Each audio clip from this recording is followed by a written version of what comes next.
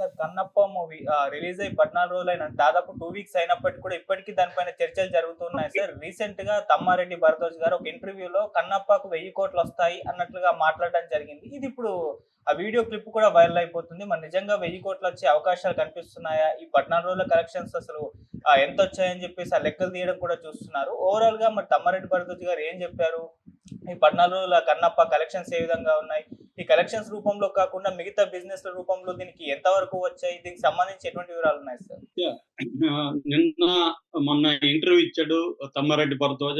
అందులో కన్నప్పకి 1000 కోట్ల పొటెన్షియాలిటీ ఉంది. 1000 కోట్లు కలెక్ట్ చేసుండేది అది అని చెప్పాడు. దాంతో అందరూ గూడా అసలు కన్నప్పకి 1000 కోట్ల పొటెన్షియల్ ఉందా? 1000 కోట్లు వస్తుందా దానికి? అన్న ఒక చర్చ అయితే మొదలైంది ఇండస్ట్రీలో. సో, అంటే అది కన్నప్ప రిలీజ్‌కి ముందు నుంచి కూడా ట్రోలింగ్స్ జరుగుతున్నాయి. తర్వాత కూడా ట్రోలింగ్స్ వస్తాయి. అయితే షాకింగ్‌గా ఫస్ట్ డే కలెక్షన్స్ చాలా బాగొచ్చాయి నిజానికి. ఫస్ట్ డే 9,35,00,000 ఇండియా నెట్ వచ్చింది. సో, అది ఆహ్, విష్ణు సినిమాల్లోనే రికార్డ్ అని చెప్పొచ్చు. సో, దాంతో అందరూ ఏమనుకున్నారంటే ఇది ఖచ్చితంగా హిట్ అవుతుంది సినిమా. డబ్బులు బానే వస్తాయని అందరూ అనుకున్నారు. బట్ అది డౌన్ అయింది. నేను వరుసగా దాని డేటా తర్వాత చెప్తాను. ముందు అసలు ఆయన ఏమన్నాడు తమ్మారెడ్డి భరద్వాజ్ అనేది చూస్తే, ఆయన నిజానికి సినిమా చాలా బాగుందని చెప్పాడు. చాలా బాగా చేశారు సినిమాని. ముఖ్యంగా విష్ణు పెర్ఫార్మెన్స్ చాలా బాగుంది. ప్రభాస్ క్యారెక్టర్ గాని, ఆయన పెర్ఫార్మెన్స్ గాని చాలా గొప్పగా ఉంది. మిగతా ఆర్టిస్టులంతా బాగున్నారు.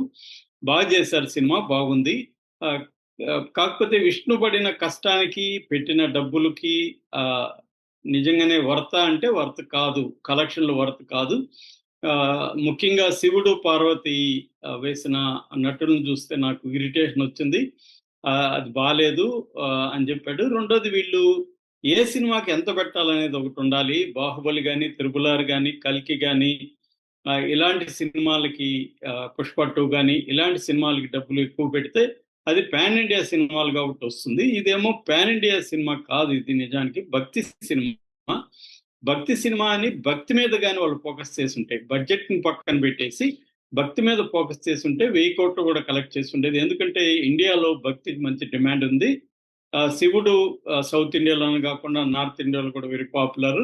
సో, వీళ్ళు భక్తిని పక్కన పెట్టేసి బడ్జెట్ ఎక్కువ పెట్టి న్యూజిలాండ్‌కెళ్ళి ఏవేవో తీశారు. అది వీళ్ళు చేసిన మిస్టేకు.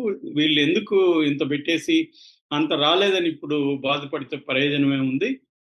ఏదేమైనా ఫస్ట్ రోజు దీనికి మంచి కలెక్షన్ వచ్చింది. అదే దీనికి ఒక సేవింగ్ గ్రేస్‌గా మనం చెప్పుకోవచ్చు అనేది ఆయన బేసిక్‌గా అన్నాడు. ఆయన చెప్పిన దాంట్లో తప్పేం లేదు నిజంగా.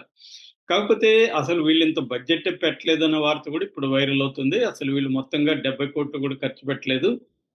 ఎందుకంటే చాలా మంది సీనియర్ యాక్టర్లకి 'మోహన్ లాల్‌కి' కావచ్చు, ఈవెన్ 'ప్రభాస్‌కి' కావచ్చు వీళ్ళకి ఎవరికీ డబ్బులు ఇవ్వలేదు. వాళ్ళు ఒక ఆహ్, సరదాగా వాళ్ళు హెల్ప్ చేద్దాం అనే ఉద్దేశంతో చేశారు. అంతకంటే ఏం లేదు.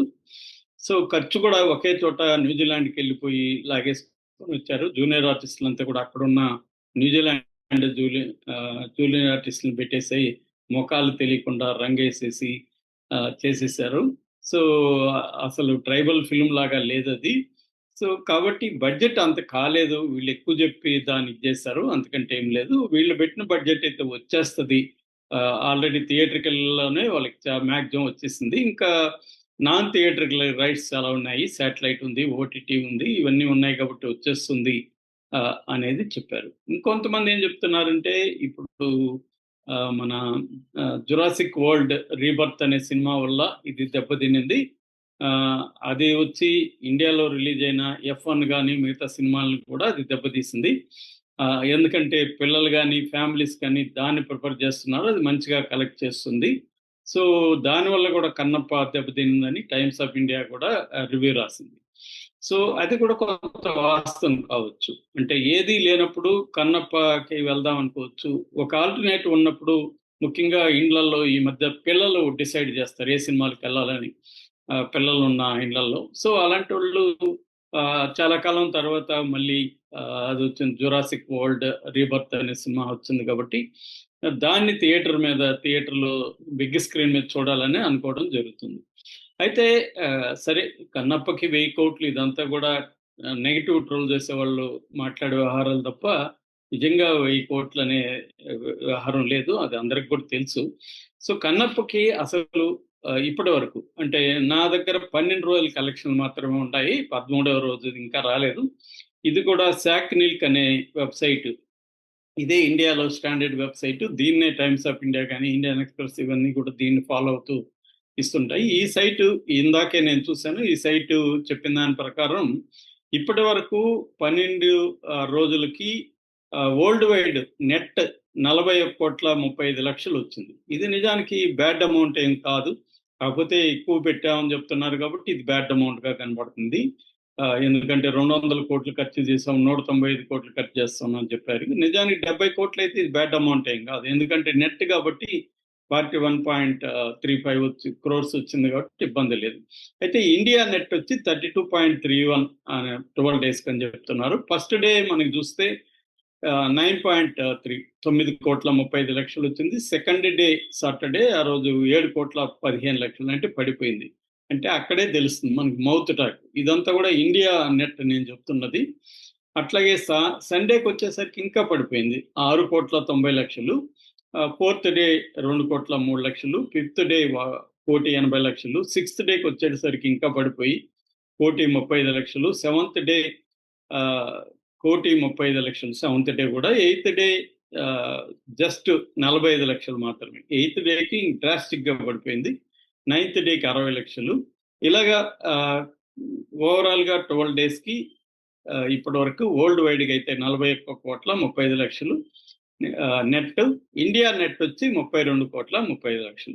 ఓవరాల్ గా తెలుగు రాష్ట్రాల్లో 16 మాత్రమే ఇది 16.78% ఆక్యుపెన్సీ ఉందన్నమాట. సో అంటే బిగినింగ్ లో వచ్చిన కలెక్షన్ ని సస్టైన్ చేసుకోవడంలో వీళ్ళు తప్పు చేశారు. ముఖ్యంగా వీళ్ళు కానీ ఇంకొక 40 నిమిషాలు కానీ కట్ చేసి షార్ప్ గా పెట్టి కొద్దిగా భక్తి పార్ట్ని, ప్రభాస్ వచ్చిన పార్ట్ని కొంత పెంచుకొని ఉంటే ఖచ్చితంగా ఇది మంచి హిట్ అయ్యిండేది అనేది ఆయన కూడా చెప్పాడు అనమాట. ఎవరు తమ్మారెడ్డి భారద్వాజ కూడా అదే చెప్పాడు. సో ఓవరాల్ గా ఏంటంటే ఇది 1000 కోట్ల సినిమా అనేది ఆయన చెప్పిన ఉద్దేశం ఏంటంటే ఇలా చేసుకొని ఉంటే, అంటే భక్తికి ఎక్కువ ఇంపార్టెన్స్ ఇచ్చి మిగతావి తగ్గించుకొని ఉంటే 1000 కోట్ల సినిమా అయ్యేది అని చెప్పాడు ఆయన. అది వాస్తవం కూడా. అట్లాగే ఆయన అప్రిసియేట్ కూడా చేశాడు విష్ణు యొక్క వాళ్ళ పడిన శ్రమని, అతని పెర్ఫార్మెన్స్ చివరిలో 20-30 మినిట్స్ లో అతని పెర్ఫార్మెన్స్ ని అవన్నీ కూడా చేశాడు. నేను కూడా ఆల్రెడీ దీంట్లో ఉన్న లోపాలు ఏంటి, విజువల్ ఎఫెక్ట్స్ లో ప్రాబ్లమ్స్ ఏంటి, లెంగ్త్ ఏంటి, ఎలా దేనికి ఎంత ఇంపార్టెన్స్ ఇచ్చారు, ఇవన్నీ ఆల్రెడీ మనం 2-3 సార్లు కూడా చెప్పుకున్నాము. సో దాన్నే ఆయన తన పద్ధతిలో చెప్పాడు.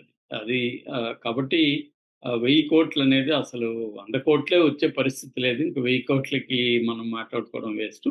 అయితే ఓటీటీ కూడా ముందుగా కానీ డీలు రిలీజ్కి ముందుగా కానీ డీలు చేసేసుకుని ఉంటే కొంతవరకు గట్టెక్కుండేది. ఇప్పుడు ఏంటంటే వాళ్ళకి ఇంకా మనకంటే బాగా నాలెడ్జ్ ఉంటుంది కదా ఈ కలెక్షన్లు దీనికి సంబంధించి.